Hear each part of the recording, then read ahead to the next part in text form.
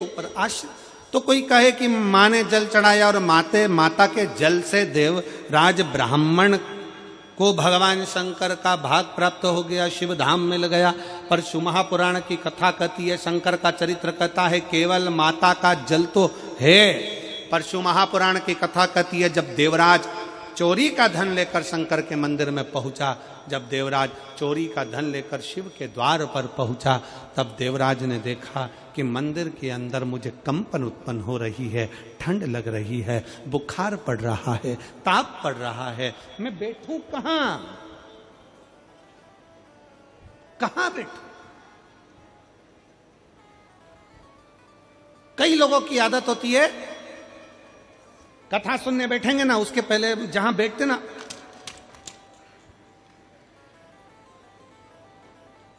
क्या करते हैं, उस जमीन को थोड़ा सा झड़ा लेते हैं।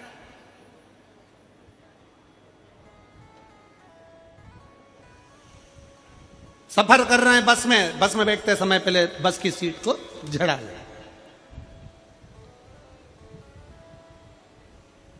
मंदिर में बैठे तो मंदिर को थोड़ा सा झड़ा ले। अब उसको क्या लगा कि मैंने अपने लिए जगह को झाड़ा है, मैंने अपने लिए सीट को झाड़ा है, मैंने अपने लिए सफाई करी है और उस सफाई वाली जगह पर मैं बैठी हूं। शिव महापुराण की कथा कितना सुंदर कह रही है। देवराज नाम का ब्राह्मण मंदिर के अंदर प्रवेश कर गया, चोरी का धन उसके साथ में था, शरीर में ताप पड़ रहा था। माता शिव के मंदिर जाती थी, शंकर को जल चढ़ाती थी, तो माता के पुण्य से देवराज मंदिर तक पहुंच गया, माता के पुण्य से शंकर की चौखट तक पहुंच गया। पर उसका खुद का पुण्य क्या था? तो शिव महापुराण की कथा कहती है देवराज चोरी का धन ले जाकर विचार करता है कि मैं बैठूं कहां। एक स्थान मिला देवराज को, पर उसमें कचरा बहुत था, बहुत सारी कचरा भरा हुआ था। प्राचीन पुराना शिवालय था। कचरे को देवराज ने अपने वस्त्र से झाड़ा और झाड़ कर बैठ गया। शंकर जी को लगा कि इसने मेरे मंदिर में सफाई करी है और मेरी सेवा करने वाले को मैं फल जरूर देता हूं, उसको खाली नहीं छोड़ता हूं। सेवा का फल मिलता जाए।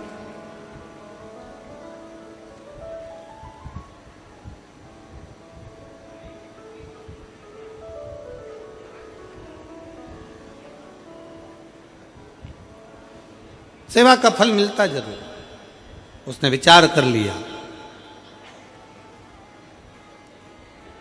और उसने विचार करा कि मैं यहां बैठूंगा। यहां तो ये पुरातन शिवालय है, प्राचीन शिवालय, पुराना मंदिर है। इस पुराने मंदिर में तो चारों तरफ कचरा हो रहा है, चारों तरफ बहुत सारा निर्माल्य पड़ा है, कचरा पड़ा, बहुत सारी सामग्री पड़ी है, कहीं पत्थर पड़ा है, कहीं मिट्टी पड़ी है, कहीं धूल पड़ी हुई है, मैं बैठूंगा। तो उसने विचार करा कि यहां बैठने से पहले मैं थोड़ा साफ कर, यहां बैठने से पहले मैं थोड़ा, और मुझे यहां बैठना है, बैठने से पहले थोड़ा सफाई। आजा बेटा,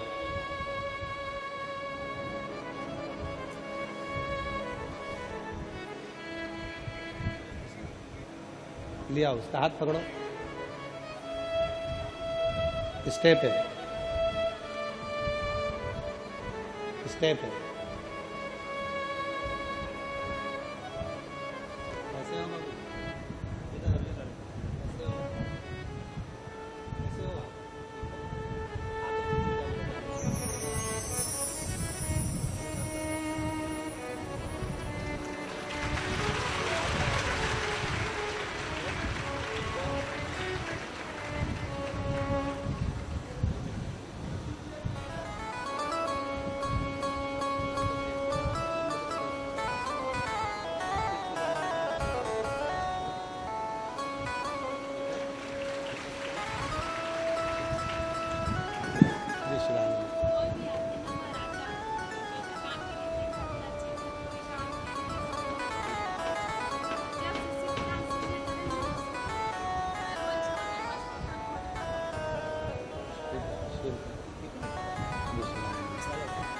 ठीक, आराम से उतारो शंभू। और मेरे भोले तेरा सहारा है, मेरे भोले तेरा सहारा है, मेरी नैया का तू किनारा है, मेरी नैया का तू किनारा है। मेरे बाबा तुझे पुकारा है, मेरे बाबा तुझे पुकारा है, मेरी नैया का तू किनारा है, मेरी नैया का तू किनारा। शिव की स्तुति करिए।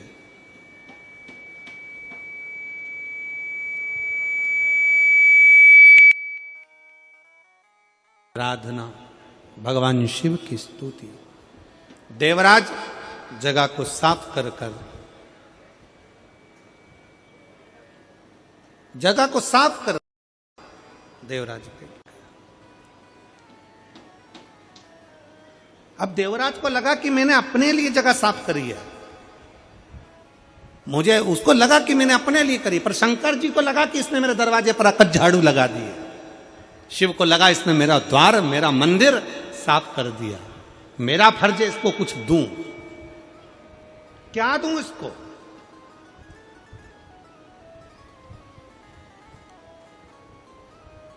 और जो एक बार शंकर के मंदिर में जाकर अपना सिर झुका लेता है, कर्ज और फर्ज दोनों इस मस्तक पे रहते हैं। क्या क्या चीज? जम के बोलो जरा। कर्ज और फर्ज। कर्ज भी मस्तक पर है और फर्ज भी मस्तक पर है।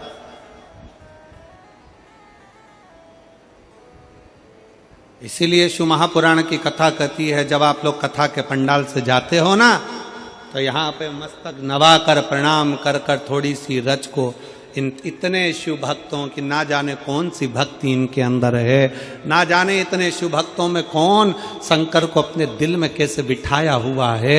इतने शिव भक्त आते हैं, इनकी रज को अपने मस्तक पर जरूर लगाओ, तो हो सकता है ये मस्तक का कर्ज भी उतर जाए और फर्ज भी समाप्त हो जाए, फर्ज भी पूर्ण।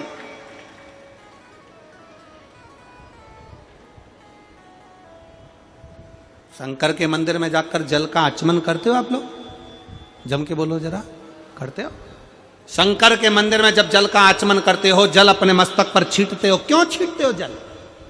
कई लोग विरोधी कहेंगे शंकर के मंदिर का जल मत पियो, कोई कहेगा शंकर के मंदिर की बेलपत्र मत खाओ।